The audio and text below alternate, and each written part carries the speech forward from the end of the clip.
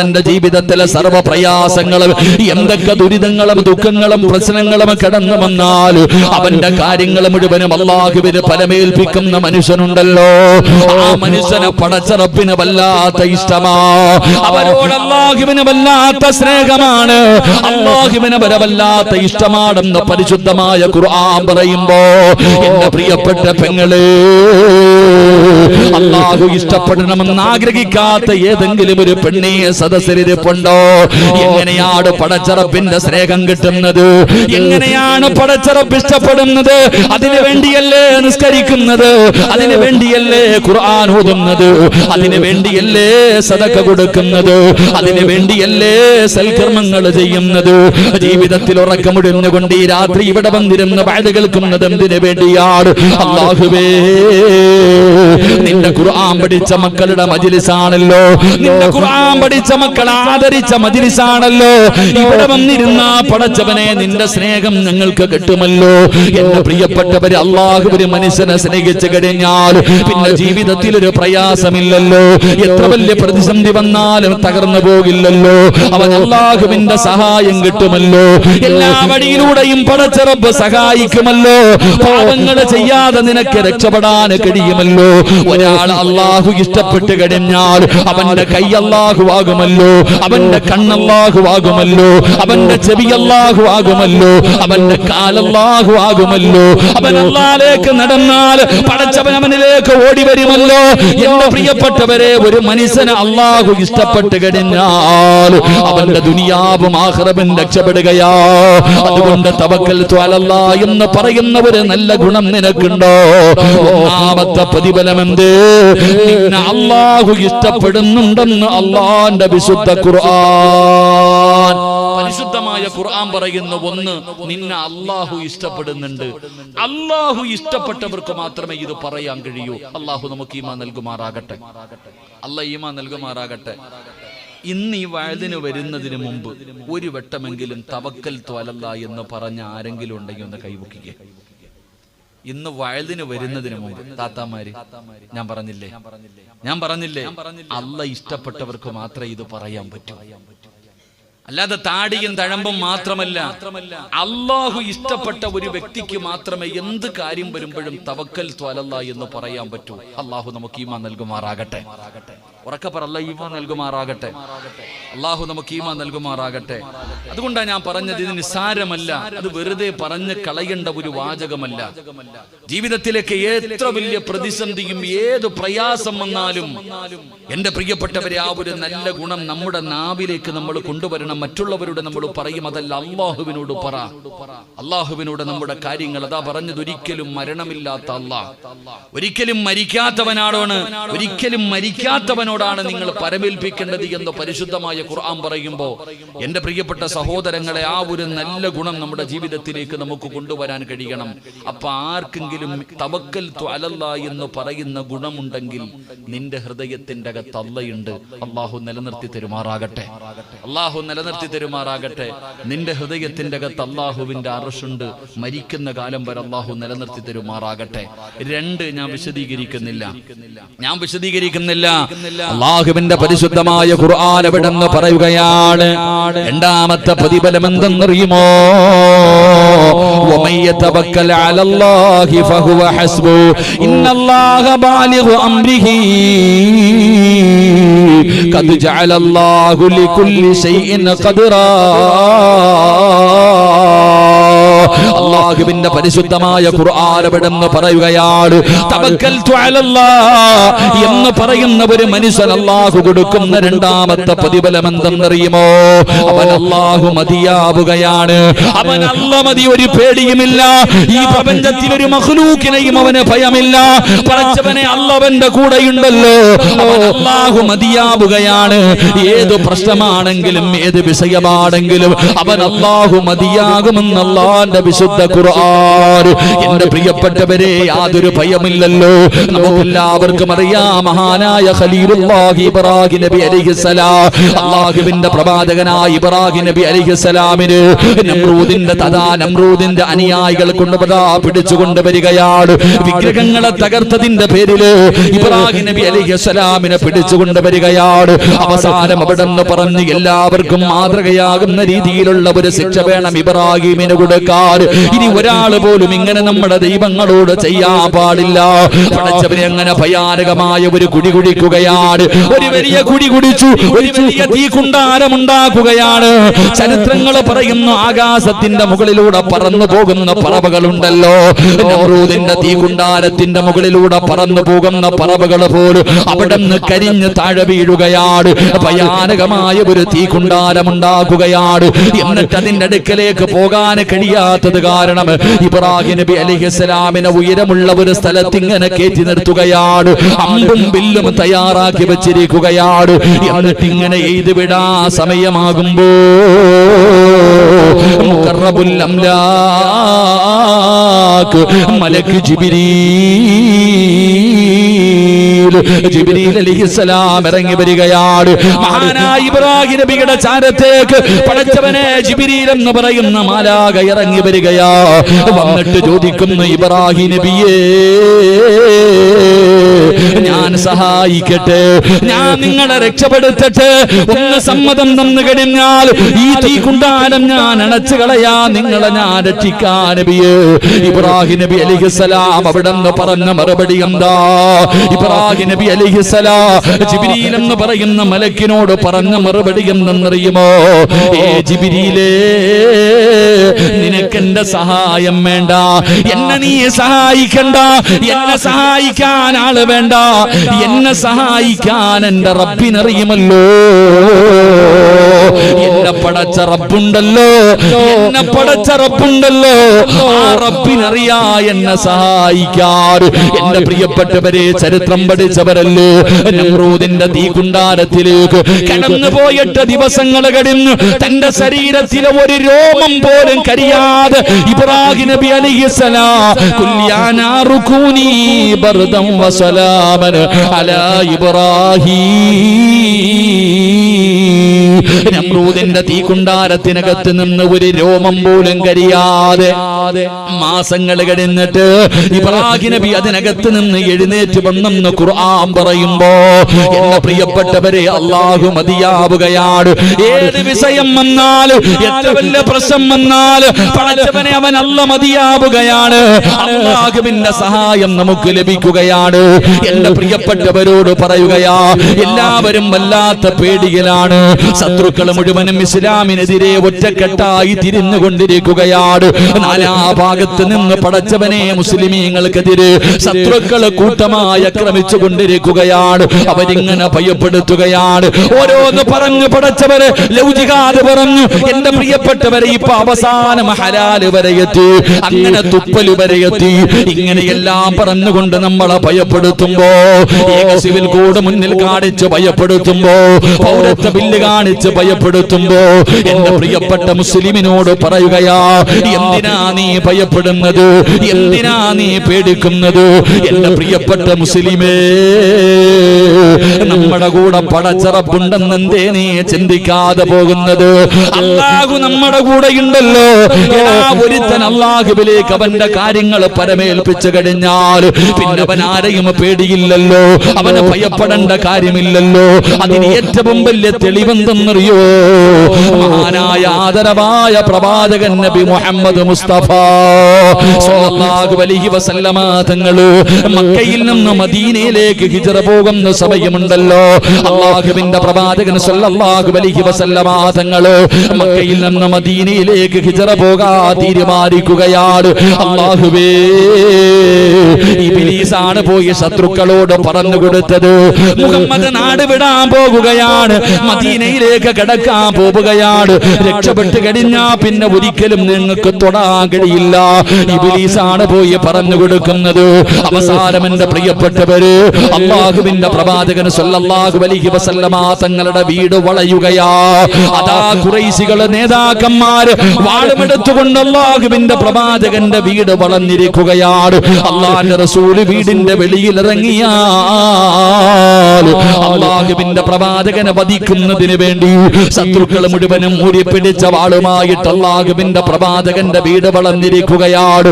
വീടിനകത്താണെങ്കിൽ അല്ലാഹുവിന്റെ പ്രവാചകനുണ്ട്. മഹാനായ സയ്യിദുനാ അലി ഇബ്നു അബീ ത്വാലിബ് റളിയല്ലാഹു തആല അൻഹു അല്ലാഹുവിന്റെ പ്രവാചകനെ പെട്ടെന്ന് ചോദിച്ചു, അലിയേ, ഞാൻ കടന്നിരുന്ന സ്ഥലത്ത് നീ കടക്കുമോ അലിയേ? അലിയാര് തങ്ങൾ പറയുന്നു, യാ റസൂലല്ലാഹ്, എനിക്കെന്ത് പേടിയാ നബിയേ, എനിക്കെന്ത് പേടിയാ നബിയേ. കടക്കാൻ പറഞ്ഞാ കടക്കുമല്ലോ. അല്ലാഹുവിന്റെ പ്രവാചകൻ കടന്നിരുന്ന സ്ഥലത്ത് അലിയാര് തങ്ങൾ കടക്കുകയാ. അല്ലാഹുവിന്റെ പ്രവാചകന് വീടിന്റെ വെളിയിലേക്ക് ഇറങ്ങുന്നതിന് വേണ്ടി തയ്യാറെടുക്കുമ്പോ അതാ വരുന്ന മുഖറബുൽ അംലാക്ക് മലക്ക് ജിബ്രീൽ അലൈഹിസ്സലാം ഇറങ്ങി വരികയാണ്. എന്നിട്ട് അല്ലാഹുവിന്റെ പ്രവാചകനോട് പറഞ്ഞത് എന്തെന്നറിയോ? യാ റസൂലല്ലാഹ്, അല്ലാഹുവിന്റെ നബിയേ, യാത്രയ്ക്ക് വേണ്ടി ഇറങ്ങാ സമയമാകുമ്പോ, വാതിൽ തുറക്കാ സമയമാകുമ്പോ എന്ത് ചെയ്യണമെന്നറിയുമോ? ഒരു പിടി മണ്ണ് വാരണം നബിയേ. അല്ലാഹുവിന്റെ പ്രവാചകൻ സല്ലല്ലാഹു അലൈഹി വസല്ലമ തങ്ങളുടെ വീട് മുഴുവനും ശത്രുക്കൾ വളഞ്ഞിരിക്കുകയാ. ഇറങ്ങിയ അപ്പ തന്നെ വെട്ടിക്കൊല്ലാൻ.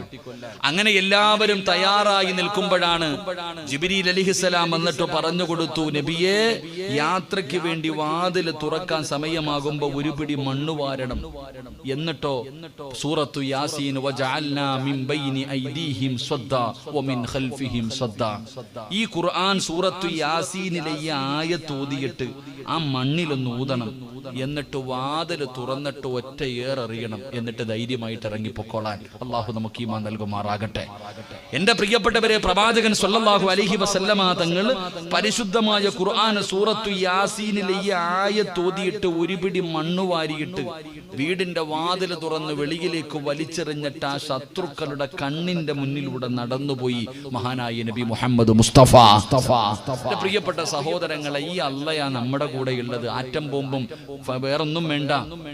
ആറ്റം ബോംബോ അല്ലെങ്കിൽ ഏതെങ്കിലും വലിയ വലിയ ആയുധങ്ങളൊന്നും വേണ്ട. ഒരു പിടി മണ്ണ് വാരിയുള്ള നബി സല്ലല്ലാഹു അലൈഹി വസല്ലം തങ്ങൾ അവിടെ നിന്ന് ഒരു പിടി മണ്ണ് വാരി തന്റെ മുന്നിലേക്ക് എറിഞ്ഞു. ആ വീട് വളഞ്ഞിരിക്കുന്ന ശത്രുക്കളുടെ നടുവിലൂടെ മുത്തുനബി അവിടെ നിന്ന് നടന്നുപോയി. പ്രവാചകൻ സല്ലല്ലാഹു അലൈഹി വസല്ലം തങ്ങൾ അവരുടെ കണ്ണിന്റെ മുന്നിലൂടെ നടന്നുപോയി. എന്തിനാ നമ്മൾ ഭയപ്പെടുന്നത്? നമ്മൾ ആരെയാ ഭയപ്പെടേണ്ടത്? എന്റെ പ്രിയപ്പെട്ടവരെ, നമ്മുടെ ശത്രുക്കളെ നമ്മൾ ഭയപ്പെടുത്താൻ നോക്കുകയാ. പലതും പറഞ്ഞിട്ട് നമ്മൾ വരണ്ട് മൂത്രൊടിക്കാൻ തുടങ്ങി. നമുക്ക് പൗരത്വ ബില്ലും ആ ബില്ലും ഈ ബില്ലും പാസ്സാക്കുമ്പോ നമ്മളിപ്പോ ഇങ്ങനെ വിറക്കാൻ തുടങ്ങി. എടാ പൊന്നാര ചങ്ങാതി, അള്ളാഹു ചോദിച്ചത് എന്തെന്നറിയുമോ? ഇതിനു മുമ്പും ഇവിടെ ഈ നമ്മളൊക്കെ വരുന്നതിന് നമ്മുടെ മുൻഗാമികൾക്കും എന്റെ പ്രിയപ്പെട്ടവരെ പൗരത്വ ബില്ലുണ്ടായിരുന്നു. നിങ്ങൾ ചരിത്രം നോക്ക്. അള്ളാഹുവിന്റെ പ്രവാചകൻ സല്ലല്ലാഹു അലൈഹി വസല്ലമ തങ്ങളുടെ സ്വഹാബത്ത് മക്കയിൽ നിന്ന് മദീനയിലേക്ക് ഹിജറ പോയി. മക്കയിൽ നിന്ന് മദീനയിലേക്ക് ഹിജറ പോയി. ഹിജറ പോകുന്ന സമയത്ത് ഖുറൈശികൾ പറഞ്ഞു, എടാ, ഈ നാട്ടിൽ നിന്ന് ഉണ്ടാക്കിയത് മുഴുവനും ഇവിടെ ഇട്ടിട്ട് നീയും നിന്റെ അള്ളായും കൂടെ പോടാ, നീയും നിന്റെ അള്ളായും കൂടെ പോകാൻ പറഞ്ഞപ്പോ അവര് സമ്പാദിച്ച സമ്പാദ്യം മുഴുവനും ആ മക്കത്ത് ഉപേക്ഷിച്ച് ഇട്ടിരുന്ന വസ്ത്രത്തോടു കൂടി അവര് പോയി. അതാണ് സഹാബത്ത്, അതാണ് നമ്മുടെ മുൻഗാമികൾ.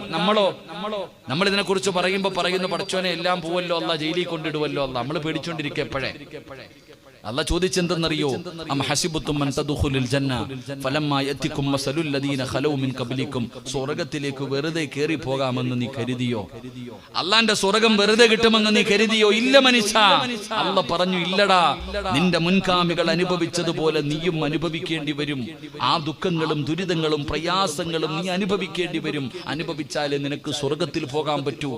എന്റെ പ്രിയപ്പെട്ട സഹോദരങ്ങളെ, സഹോദരിമാരെ, ഞാൻ ഓർമ്മപ്പെടുത്തുന്നു, നമ്മൾ അല്ലാഹുവിലേക്ക് തിരിച്ചു തിരിച്ചു മടങ്ങുക, നമ്മുടെ ഈമാൻ നമ്മൾ ഉറപ്പിക്കുക. അതല്ലാതെ ഇനി തലകുത്തി പറഞ്ഞാലും ഇതൊക്കെ ഇവരിവിടെ പാസ്സാക്കും, ഇതൊക്കെ പാസ്സാക്കുമെന്ന് ഞാനല്ല പറഞ്ഞത്, മഹാനായ നബി മുഹമ്മദ് മുസ്തഫ സല്ലല്ലാഹു അലൈഹി വസല്ലം. ഒരു കാലഘട്ടം വരുമെന്ന് മുത്തുനബി പഠിപ്പിച്ചല്ലോ, അതിന്റെ തുടക്കമാണ് ഇതൊക്കെ നടക്കുന്നത്.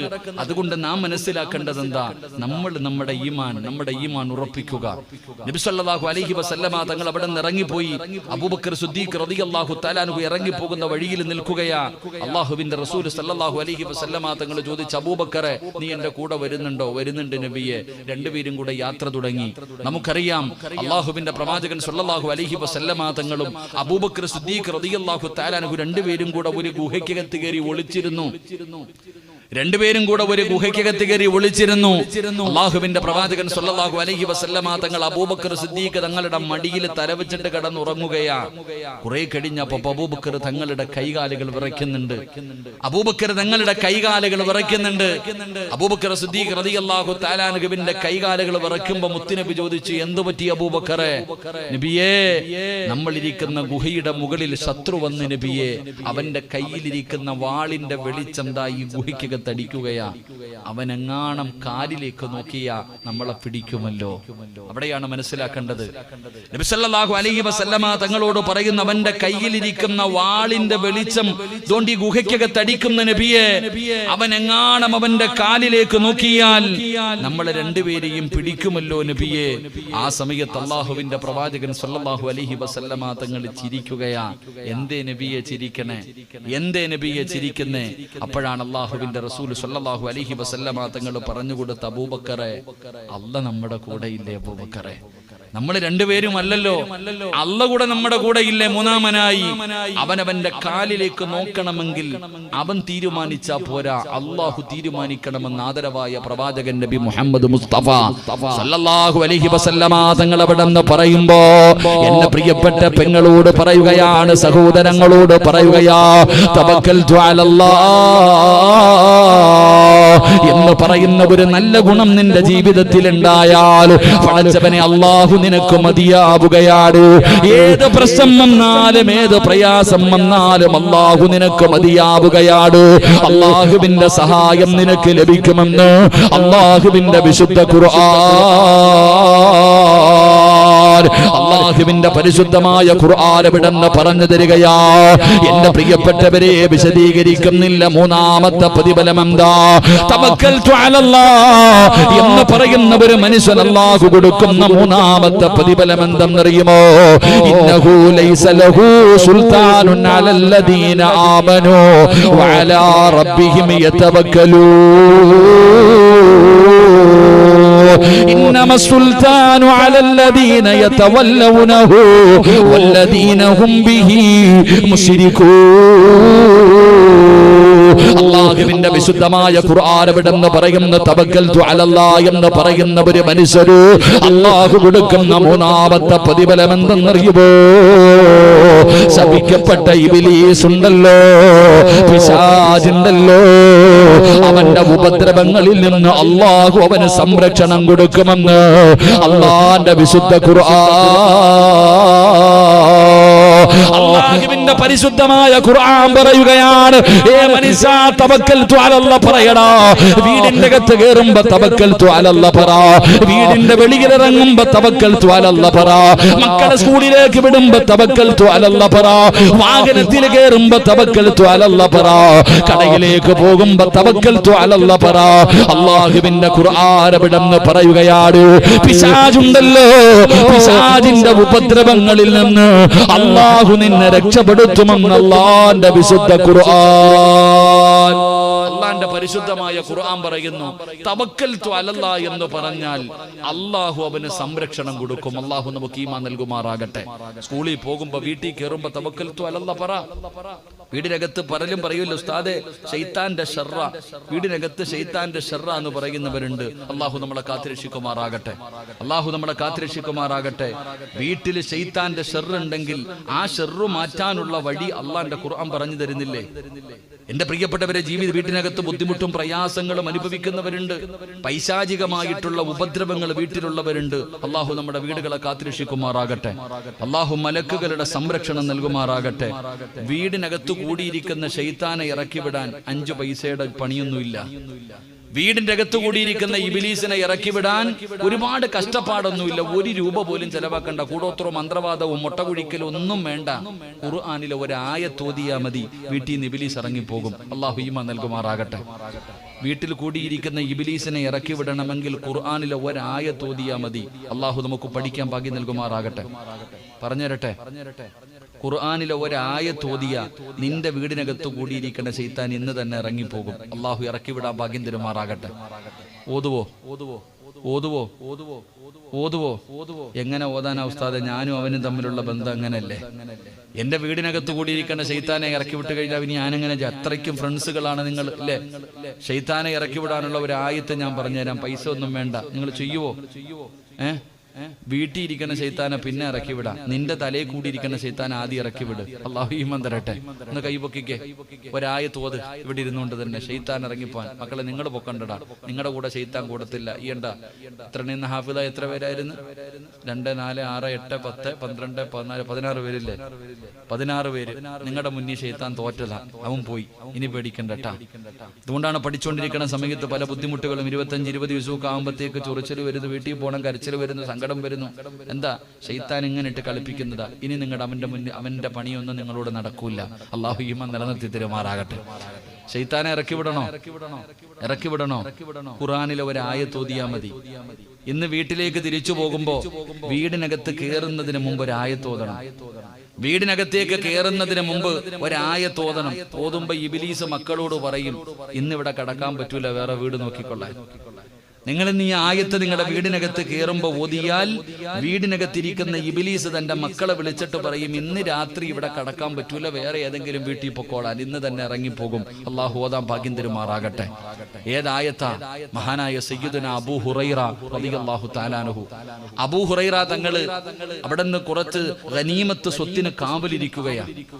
കുറച്ച് കാര്യങ്ങൾ അള്ളാഹുവിന്റെ പ്രവാചകൻ കുറച്ച് സാധനങ്ങൾ കൊടുത്തിട്ട് ഇത് സൂക്ഷിച്ചു കൊള്ളാൻ പറഞ്ഞു. കാവൽക്കാരനാ അബൂ ഹുറൈറ റളിയല്ലാഹു തആല അൻഹു. കാവലിരിക്കുമ്പോ രാത്രി ഒരുത്തം വന്നിട്ടൊരു പ്രായമുള്ളൊരു മനുഷ്യൻ ചാക്കിനകത്ത് വാരി നിറയ്ക്കുക. അബൂ ഹുറൈറ തങ്ങൾ കണ്ടുപിടിച്ചു. കള്ളനെ കയ്യോടെ പിടികൂടി. നിന്നെ ഞാൻ മുത്തുനബിയുടെ മുന്നിൽ കൊണ്ടുപോകും സല്ലല്ലാഹു അലൈഹി വസല്ലം. അപ്പൊ ആ മനുഷ്യൻ, അബൂ ഹുറൈറ, എന്റെ ഭാര്യയും മക്കളും പട്ടിണിയാ, ഭക്ഷണം കഴിച്ചിട്ട് ദിവസങ്ങളായി, ദാരിദ്ര്യം കാരണം വന്നെടുത്തതാ, എന്നെ പിടിച്ചോണ്ട് പോകരുത്. അപ്പൊ അബൂ ഹുറൈറ തങ്ങൾ വിഷമം കേട്ടപ്പോ പറഞ്ഞു, നീ പൊക്കോളാൻ, ഇനി ചെയ്യരുത്. 2ാമത്തെ ദിവസവും വന്നു, അന്നും പിടിച്ചു. അന്നും മക്കളുടെ കാര്യം പറഞ്ഞ് കരഞ്ഞു. അപ്പോഴും അബൂ ഹുറൈറ തങ്ങൾ വെറുതെ വിട്ടു. പക്ഷെ 3ാമത്തെ ദിവസം അബൂ ഹുറൈറ റളിയല്ലാഹു തആല അൻഹു ഇവനെ പിടിച്ചു. അപ്പൊ പറഞ്ഞു, ഇനി നിന്നെ ഞാൻ വിടൂല. 2 പ്രാവശ്യം നിനക്ക് ഞാൻ സമ്മതം തന്നു, ഇനി നിന്നെ ഞാൻ വിടത്തില്ല. നിന്നെ ഞാൻ കൊണ്ടുപോകും, മുത്തുനബിയുടെ മുന്നിൽ കൊണ്ടുപോകും. അങ്ങനെ അവസാനം എന്തു പറഞ്ഞാലും വിടില്ല എന്ന് മനസ്സിലായപ്പോ ഈ മനുഷ്യൻ പറഞ്ഞു അബൂ ഹുറൈറയോട്, ഞാൻ നിനക്കൊരു നന്മ പഠിപ്പിച്ചു തരാം. അള്ളാന്റെ ഖുർആനിലെ ഒരു ആയത്ത് ഞാൻ പറഞ്ഞു തരാം. ഈ ആയത്ത് നീ പാരായണം ചെയ്താൽ ഇബ്ലീസിന്റെ ഷർറിൽ നിന്ന് നീ രക്ഷപ്പെടും. ഇബ്ലീസിന്റെ ഷർറിൽ നിന്ന് നീ രക്ഷപ്പെടും. ഖുർആനിലെ ഒരു ആയത്ത് പറഞ്ഞു കൊടുത്തു, വെറുതെ വിട്ടു. പിറ്റേ ദിവസം രാവിലെ സുബഹി നമസ്കാരം കഴിഞ്ഞപ്പോ അള്ളാഹുവിന്റെ പ്രവാചകൻ സല്ലല്ലാഹു അലൈഹി വസല്ലമ തങ്ങൾ അബൂ ഹുറൈറ തങ്ങളോട് ചോദിച്ചു, കള്ളനെ വെറുതെ വിട്ടുവില്ലേ? നബിയെ, ആദ്യത്തെ 2 ദിവസം അവൻ കരച്ചിലും ബഹളവുമായിരുന്നു. 3ാമത്തെ ദിവസം ഞാൻ അവനെ കൊണ്ടുവരാൻ തീരുമാനിച്ചതാ. പക്ഷേ അവൻ എനിക്കൊരു ഇൽമു പഠിപ്പിച്ചു തന്നു. ശൈത്താനിന്റെ ഷർറിൽ നിന്ന് രക്ഷപ്പെടാനുള്ള ഒരു ആയത്ത് പഠിപ്പിച്ചു തന്നു. ഏതായത്തെന്നറിയുമോ? അള്ളാഹുവിന്റെ വിശുദ്ധ ഖുർആനിലെ ആയത്തുൽ കുർസിയ്യ്. അള്ളാന്റെ പരിശുദ്ധമായ ഖുർആനിലെ ആയത്തുൽ കുർസിയ്യ്. ഈ ആയത്തുൽ കുർസിയ്യ് ഏത് മനുഷ്യൻ തന്റെ വീടിനകത്തിരുന്ന് പാരായണം ചെയ്യുന്നു, ആ വീട്ടിൽ നിന്ന് ശൈത്താനിന്റെ ഷർറ് ഒഴിവാകും. ഇബ്ലീസും അവന്റെ മക്കളും പിന്നെ ആ വീട്ടിൽ നിൽക്കില്ല എന്ന് നബിയുനാ റസൂലുള്ളാഹി സ്വല്ലല്ലാഹു അലൈഹി വസല്ലം. എന്നിട്ട് പ്രവാചകൻ ചോദിച്ചു, അവൻ കള്ളനാണെങ്കിലും പറഞ്ഞത് സത്യമാ? അവന് കള്ളനാണെങ്കിലും പറഞ്ഞത് സത്യമാ. എന്നിട്ട് അബൂ ഹുറൈറ തങ്ങളോട് ചോദിച്ചു, അവൻ ആരാന്നറിയോ? അറിയില്ല നബിയെ, അത് സാക്ഷാൽ ഇബ്ലീസ് ആയിരുന്നു എന്ന് നബിയിനാ റസൂലുള്ളാഹി. അപ്പൊ ഇബ്ലീസ് തന്നെയാണ് അവനെ പൂട്ടാനുള്ള പൂട്ട് പറഞ്ഞു കൊടുത്തത്. അതുകൊണ്ട് ശൈത്താനിന്റെ ഷർറു മാറണോ, വീട്ടിൽ പോയിരുന്ന ആയത്തുൽ കുർസി പാരായണം ചെയ്യേ. എല്ലാരും ഒരു ആയത്തുൽ കുർസി ഓദിക്കേ. ബിസ്മില്ലാഹിർ റഹ്മാനിർ റഹീം. അല്ലാഹു ലാ ഇലാഹ ഇല്ലാ ഹുവൽ ഹയ്യുൽ ഖയ്യൂം في السماوات وما في الأرض من ذا الذي يشفع عنده إلا بإذنه يعلم ما بين أيديهم وما خلفهم ولا يحيطون بشيء من علمه إلا بما شاء وسع كرسيه السماوات والأرض ولا يعوده حفظهما وهو العلي العظيم. അല്ലാഹു എല്ലാവിധ ഷർറുകളെ തൊട്ട് കാത്തുരക്ഷിക്കുമാറാകട്ടെ. എന്റെ പ്രിയപ്പെട്ട സഹോദരങ്ങളെ, ഇബ്ലീസിന്റെ ഷർറിൽ നിന്ന് രക്ഷപ്പെടാനുള്ള ഒരു വഴിയാണ് ആയത്തുൽ കുർസി പാരായണം ചെയ്യുക. ഞാൻ പറഞ്ഞു വന്നത്, നിങ്ങളുടെ മക്കളെ നിങ്ങൾ വീടിന്റെ വെളിയിൽ വിടുമ്പോ ആയത്തുൽ കുർസി അല്ല തവക്കൽതു അലല്ലാഹ് പറ. വണ്ടിയിലേക്ക് കയറുമ്പോ തവക്കൽതു അലല്ലാഹ് പറ. കച്ചവടത്തിന് പോകുമ്പോ തവക്കൽതു അലല്ലാഹ് പറ. പൈശാചികമായ ഉപദ്രവങ്ങളിൽ നിന്ന്, കണ്ണീറും പ്രാക്കും സിഹ്റും ഇങ്ങനെയുള്ള പല കാര്യങ്ങളിൽ നിന്ന് അള്ളാഹു നിങ്ങളെ രക്ഷപ്പെടുത്തുമെന്ന് ആദരവായ പ്രവാചകൻ നബി മുഹമ്മദ് മുസ്തഫ സല്ലല്ലാഹു അലൈഹി വസല്ലം അള്ളാഹു നമുക്ക് ഈമാൻ നൽകുമാറാകട്ടെ. ഒരു 3 സ്വലാത്ത് പറ. സല്ലല്ലാഹു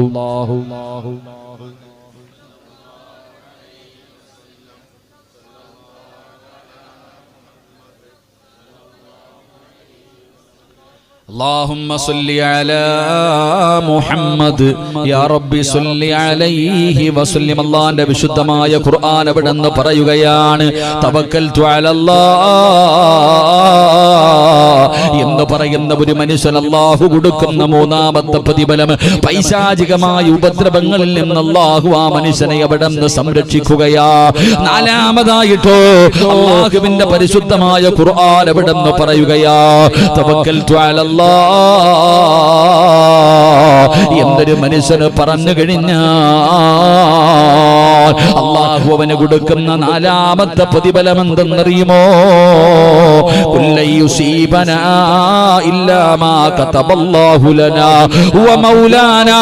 അല്ലാഹുവിന്റെ പരിശുദ്ധമായ ഖുർആൻ വിടന്ന് പറയുകയാണ്, ഏത് പ്രതിസന്ധിയിലും പിടിച്ചു നിൽക്കാനുള്ള ഒരു ധൈര്യമുണ്ടല്ലോ.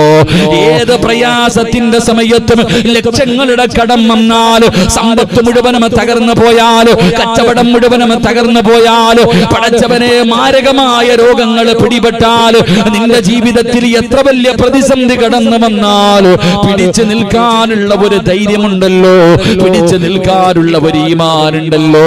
അല്ലാഹു നിനക്ക് തരുമെന്ന് അല്ലാഹുവിന്റെ വിശുദ്ധ ഖുർആൻ. എന്റെ പ്രിയപ്പെട്ടവരെ, നമുക്കില്ലാതെ പോയതും അത് തന്നെയാണ്. പ്രയാസങ്ങളെ കടന്നു വരുമ്പോ, അല്ലാഹുവേ ക്യാൻസർ എന്ന് പറയുന്ന രോഗം വരുമ്പോ ആത്മഹത്യ ചെയ്യുന്നവരുണ്ടല്ലോ. കച്ചവടം നടത്തിയിട്ട് ലക്ഷങ്ങൾ നഷ്ടപ്പെട്ടു പോയി കടക്കാരനാകിയപ്പോ കുടുംബസമേതം ആത്മഹത്യ ചെയ്യുന്ന കാലമാണല്ലോ. ജീവിതത്തിൽ എന്തെങ്കിലും പ്രയാസങ്ങൾ കടന്നു വരുമ്പോ നമ്മൾക്ക് പലർക്കും പിടിച്ചു നിൽക്കാൻ കഴിയുന്നില്ല, പതറുകയാണ്, പേടിച്ചു പോവുകയാണ്. എന്തേ മനുഷ്യ നിനക്ക് ധൈര്യമില്ലാതെ പോയത്? എന്തേ നിനക്ക് ധൈര്യമില്ലാതെ പോയത്? അല്ലാഹുവിന്റെ തീരുമാനമാണല്ലോ. എന്തു വന്നാലും അത് റബ്ബിന്റെ തീരുമാനമാണെന്ന് നീ വിശ്വസിക്കേണ്ടവനല്ലോ. ഈമാൻ കാര്യത്തിൽ 6ാമത്തത്, എന്റെ പ്രിയപ്പെട്ടവരെ, എന്തുകൊണ്ട് നിങ്ങൾ പഠിക്കുന്നില്ല? നന്മയും തിന്മയും അല്ലാഹുവിന്റെ ഭാഗത്ത് നിന്നാണ് ഉണ്ടാകുന്നതെന്ന് വിശ്വസിക്കണമല്ലോ. അത് വിശ്വസിക്കാതെ നീ യഥാർത്ഥ മുസ്ലിം ആകില്ലല്ലോ. അതുകൊണ്ട് എന്റെ പ്രിയപ്പെട്ടവരോട് പറയുകയാണ്, എത്ര വലിയ പ്രയാസം വന്നാലും പറഞ്ഞോ തവക്കൽതു അലല്ലാഹ്. അല്ലാഹുവിന്റെ സഹായം കിട്ടും ചെറുപ്പക്കാരാ. എന്റെ പ്രിയപ്പെട്ട പെങ്ങളെ, ജീവിതത്തിൽ നിന്റെ ഭർത്താവ് നിന്നെ ഒറ്റപ്പെടുത്തിയാലും, നിന്റെ ഭർത്താവിന്റെ കുടുംബക്കാര് നിന്നെ ഒറ്റപ്പെടുത്തിയാലും, നീ ചെയ്യാത്ത തെറ്റിന്റെ പേരിൽ നിന്നെ എത്ര പരിഹസിച്ചാലും നാടൻ കെടുത്തിയാലും, നീ അല്ലാഹുവേ തവക്കൽതു അലല്ലാഹ് പറഞ്ഞോ. പടച്ച റബ്ബ് നിന്റെ മനസ്സിന് ധൈര്യം തരും പെങ്ങള്. നിനക്ക് പഠിക്കാറുള്ള ഒരു ചരിത്രം ഞാൻ പറഞ്ഞു തരാ. ആദരവായ പ്രവാചകൻ നബി മുഹമ്മദ് മുസ്തഫ സല്ലല്ലാഹു അലൈഹി വസല്ലമ തങ്ങൾ പറയുകയാണ്, ജീവിതത്തിൽ എത്ര വലിയ പ്രയാസം വന്നാൽ പിടിച്ചു നിൽക്കാൻ കഴിയാതെ ഈ ജീവിതം അങ്ങ് അവസാനിപ്പിക്കണമെന്ന് തോന്നുന്ന നിമിഷമുണ്ടല്ലോ, ആ നിമിഷത്തിൽ നിനക്ക് ഈ ദിക്റൊന്ന് 3 പ്രാവശ്യം പറയാൻ കഴിയുമോ? ഹസ്ബുനല്ലാഹു നിഅമൽ വകീൽ നിഅമൽ മൗലാ വ നിഅമൻ നസീർ. പടച്ചവരെ, ഈ പറയുന്ന ദിക്ർ നിങ്ങൾക്കൊന്ന് പറയാൻ കഴിയുമോ? ഇതാര് പറഞ്ഞ ദിക്റെന്നറിയുമോ? ഇതാര് പറഞ്ഞ ദിക്റെന്നറിയുമോ? മഹാനായ ആദരവായ പ്രവാചകൻ നബി മുഹമ്മദ് മുസ്തഫ സല്ലല്ലാഹു അലൈഹി വസല്ലമ തങ്ങളുടെ പ്രിയപ്പെട്ട ഭാര്യയാണ് ആയിഷ ബീബി റളിയല്ലാഹു തആല അൻഹ. അല്ലാഹുവിന്റെ പ്രവാചകന്റെ ഭാര്യയാണ് ആയിഷ ബീവി. ആയിഷ എന്ന് പറയുന്ന ആയിഷ ബീബി റളിയല്ലാഹു തആല അൻഹയെ കുറിച്ച് അല്ലാഹുവേ ബദരീങ്ങളിൽപ്പെട്ട സ്വഹാബിയാണ് സൗബാ റളിയല്ലാഹു തആല അൻഹ. യുവത്വത്തിന്റെ നടുവിലൂടെ നടന്നു പോകുന്ന സൗബാൻ എന്ന് പറയുന്ന ചെറുപ്പക്കാർ, ഇവര് രണ്ടുപേരെയും ചേർത്ത് പറയുകയാണ് ആയിഷ ബീബി വ്യഭിചരിച്ചെന്ന് പറയുകയാണ്. അല്ലാഹുവിന്റെ പ്രവാചകന്റെ പ്രിയപ്പെട്ട ഭാര്യയായ ആയിഷ ബീബി റളിയല്ലാഹു തആല അൻഹ ഈ സഫ്വാൻ എന്ന് പറയുന്ന ഈ ചെറുപ്പക്കാരുമായി വ്യഭിചരിച്ചെന്ന് പറഞ്ഞു പരത്തുകയാ. മുനാഫിക്കീങ്ങളാണ് തുടങ്ങുന്നത്, പിന്നെ എല്ലാവരും ഏറ്റുപിടിക്കുകയാണ്. കാരണം ആയിഷ ബീബിക്ക് എതിരായിരുന്ന തെളിവുകൾ മുഴുവനും എവിടെ നോക്കിയാലും ആയിഷ ബീബിയെ കുറിച്ചാണ് പറയുന്നത്. അല്ലാഹുവിന്റെ പ്രവാചകന്റെ ഭാര്യയെ കുറിച്ച് ഇങ്ങനെ നാട്ടുകാർ ചർച്ച ചെയ്യുകയാ. എവിടെ നോക്കിയാലും അവിടെ ഇത് ഈ വിഷയങ്ങളാണ് ചർച്ച ചെയ്യുന്നത്. അല്ലാഹുവിന്റെ പ്രവാചകൻ അവിടെ നിന്ന് സഹിക്കാൻ കഴിഞ്ഞില്ല, അള്ളാന്റെ റസൂലിന് അവിടെ നിന്ന് സഹിക്കാൻ കഴിഞ്ഞില്ല. അല്ലാഹുവിന്റെ പ്രവാചകന് വീട്ടിലേക്ക് കടന്നു വന്നു, അള്ളാന്റെ റസൂല് തന്റെ വീട്ടിലേക്ക് കടന്നു വന്നു. ആയിഷ ബീബി റളിയല്ലാഹു തആല അൻഹയോട് പറഞ്ഞു, ആയിഷ, കുറച്ചു ദിവസം നീ നിന്റെ വീട്ടിൽ പോയി നിൽക്ക്, നിനക്കൊരു സമാധാനം കിട്ടാൻ, നിനക്കൊരു സമാധാനം കിട്ടാൻ കുറച്ചു ദിവസം നീ നിന്റെ വീട്ടിലേക്ക് പോയി നിൽക്ക്. ആയിഷ ബീബി റളിയല്ലാഹു തആല അൻഹയ്ക്ക് അത് താങ്ങാൻ കഴിഞ്ഞില്ല. പടച്ചവനെ, തന്റെ പ്രിയപ്പെട്ട വാപ്പയായ അബൂബക്കർ സിദ്ദീഖ് റളിയല്ലാഹു തആല അൻഹു അവിടുന്ന് വാപ്പ കടന്നു വരുമ്പോ ആയിഷ ബീബി റളിയല്ലാഹു തആല അൻഹ വാപ്പയുടെ ചാരത്ത് ചെന്നിട്ട് പറഞ്ഞു, ഉപ്പാ, ഞാൻ അല്ലാഹുവിന്റെ റസൂലിന്റെ ഭാര്യ, ഞാൻ അങ്ങനെ ചെയ്യുമെന്ന് വാപ്പയ്ക്ക് തോന്നുന്നുണ്ടോ? അബൂബക്കർ തങ്ങൾ മിണ്ടുന്നില്ല. അതാ ആയിഷ ബീബി റളിയല്ലാഹു തആല അൻഹ തന്റെ പ്രിയപ്പെട്ട ഉമ്മയുടെ ചാരത്തേക്ക് കടന്നു പോവുകയാണ്. ഉമ്മാനെ കെട്ടിപ്പിടിക്കുകയാണ്. പൊട്ടിക്കരഞ്ഞുകൊണ്ട് ആയിഷ ബീബി റളിയല്ലാഹു തആല അൻഹ അവിടുന്ന് പറഞ്ഞു, ഉമ്മാ, ഞാൻ ഒരിക്കലും അങ്ങനെ ചെയ്യില്ല ഉമ്മാ, ഇവര് പറയുന്നത് കള്ളമാ ഉമ്മാ. ആയിഷ ബീബി റളിയല്ലാഹു തആല അൻഹ തന്റെ പ്രിയപ്പെട്ട മാതാവിനെ കെട്ടിപ്പിടിച്ചുകൊണ്ട് പറയുകയാ. ഉമ്മയും ഒന്നും മിണ്ടിയില്ല. ആയിഷ ബീബി റളിയല്ലാഹു തആല അൻഹ തന്റെ വീടിനകത്ത് കിടക്കുകയാണ്. തന്റെ വീടിനകത്ത് കയറിയിട്ട് വാതിലടയ്ക്കുകയാ. എന്റെ പ്രിയപ്പെട്ട പെങ്ങളെ, അന്ന് ആയിഷ ബീബിക്ക് ചെറിയ പ്രായമാണ്, നിന്റെ മക്കളുടെ പ്രായമേ ഉള്ളൂ.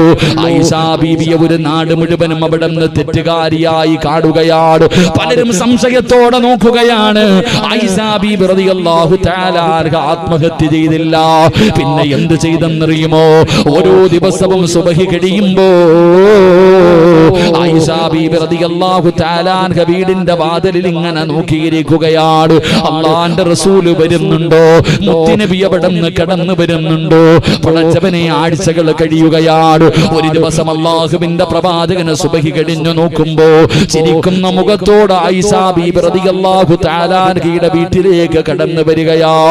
ആയിഷ ബീബി ഇറങ്ങി ഓടുകയാണ്. അല്ലാഹുവിന്റെ പ്രവാചകനെ ഓടിച്ചെന്ന് കെട്ടിപ്പിടിക്കുകയാ. എന്നിട്ട് ചോദിക്കുന്നു, നബിയേ, യാ റസൂലല്ലാഹ്, അല്ലാഹുവിന്റെ പ്രവാചകരെ, ഞാൻ നിരപരാധിയാണെന്ന് അല്ലാഹു പറഞ്ഞു നബിയേ. ജിബ്രീൽ ഖുർആനിന്റെ ആയത്തുമായിട്ട് ഇറങ്ങി വന്നു നബിയേ. അല്ലാഹുവിന്റെ പ്രവാചകൻ അവിടെ നിന്ന് പറഞ്ഞു, ആയിഷ, നീ നിരപരാധിയാണെന്ന് അല്ലാഹു പറഞ്ഞു. ആയിഷ, ഖുർആനിൽ ആയത്തിറങ്ങി. ആയിഷ, അല്ലാഹുവിന്റെ പ്രവാചകൻ അവിടെ നിന്ന് പറയുമ്പോൾ ആയിഷ ബീബി റളിയല്ലാഹു തആല അൻഹ അവിടെ നിന്ന് പറഞ്ഞു, പറഞ്ഞു, നബിയേ എനിക്കുറപ്പായിരുന്നു നബിയേ ഖുർആനിൽ ആയത്തിറങ്ങുമെന്ന്, ജിബ്രീൽ ആയത്തുമായി വരുമെന്ന് എനിക്ക് വല്ലാത്ത ഉറപ്പായിരുന്നു നബിയേ. അല്ലാഹുവിന്റെ റസൂൽ അവിടെന്ന് ചോദിച്ചു, ആയിഷ ജിബ്രീൽ വരുമെന്ന് നീ ഉറപ്പിച്ചു പറയാനുള്ള കാരണം എന്താ? എങ്ങനെയാ നീ പിടിച്ചു നിന്നത്? ഇത്രയും ദിവസം എല്ലാവരും നിന്നെ കൈയൊഴിഞ്ഞപ്പോ നീ എങ്ങനെയാ പിടിച്ചു നിന്നത്? ആയിഷ ബീബി റളിയല്ലാഹു തആല അവിടെന്ന് പറഞ്ഞു, നബിയേ നിസ്കാരപ്പായിലിരുന്ന് പറഞ്ഞത് ഒരേ ഒരു ദിക്റാണ് നബിയേ.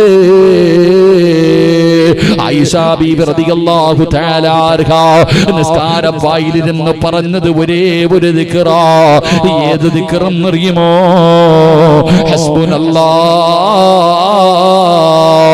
ഹസ്ബുനല്ലാഹു നിഅമൽ വകീൽ നിഅമൽ മൗലാ വ നിഅമൻ നസീർ. ആയിഷ ബീബി റളിയല്ലാഹു തആല തന്റെ ജീവിതത്തിലെ ഏറ്റവും പ്രയാസമുണ്ടായ സമയത്ത്, ഏറ്റവും കൂടുതൽ ഒരു പരീക്ഷണമുണ്ടായ സമയത്ത് ആയിഷ ബീബി റളിയല്ലാഹു തആല പിടിച്ചു നിന്നത് ഈ ദിക്ർ പറഞ്ഞിട്ടാ. അതുകൊണ്ടാണ് അല്ലാഹുവിന്റെ പ്രവാചകൻ അവിടെന്ന് പറഞ്ഞു തന്നത്, ജീവിതത്തിൽ ലക്ഷങ്ങളുടെ കടം വരുമ്പോ, സർവ്വതം തകർന്നു പോകുമ്പോ, പടച്ചവനെ ഇനി ജീവിച്ചിട്ട് കാര്യമില്ല എന്ന് തോന്നുന്ന ഒരു സമയമുണ്ടല്ലോ, ആ സമയത്ത് അല്ലാഹ് 3 പ്രാവശ്യം സമാധാനത്തോടുകൂടി ഇരുന്നിട്ട് നിനക്കൊന്ന് പറയാൻ പറ്റുമോ? ഹസ്ബുനല്ലാഹ്,